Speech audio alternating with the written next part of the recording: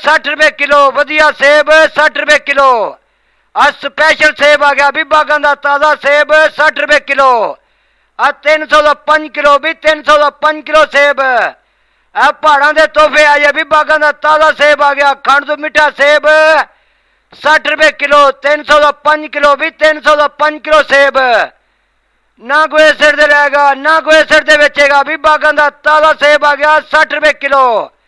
अमीर भी खाए तो गरीब भी खाए 60 रुपए किलो सेब। आ पहाड़ों के मेवे आएगा ये विभागां दा ताज़ा सेब आ गया 60 रुपए किलो।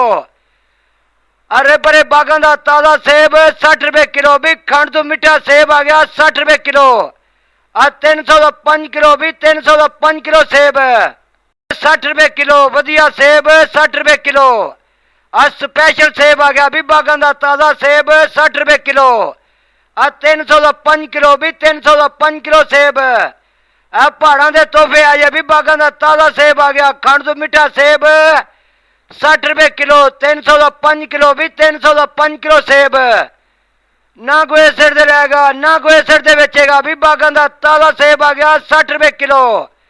अमीर भी खाए तो गरीब भी खाए 60 रुपए किलो सेब। आ पहाड़ों के मेवे आएगा ये विभागां दा ताज़ा सेब आ गया 60 रुपए किलो।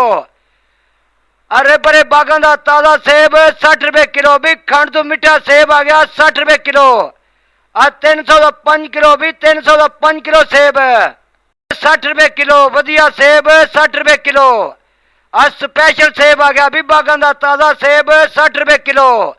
आ 300 का 5 किलो भी 300 का 5 किलो सेब। आ पहाड़ों के तोहफे आए विभागां दा ताज़ा सेब आ गया खंड तो मिठा सेब 60 रुपए किलो। 300 का 5 किलो भी 300 का 5 किलो सेब।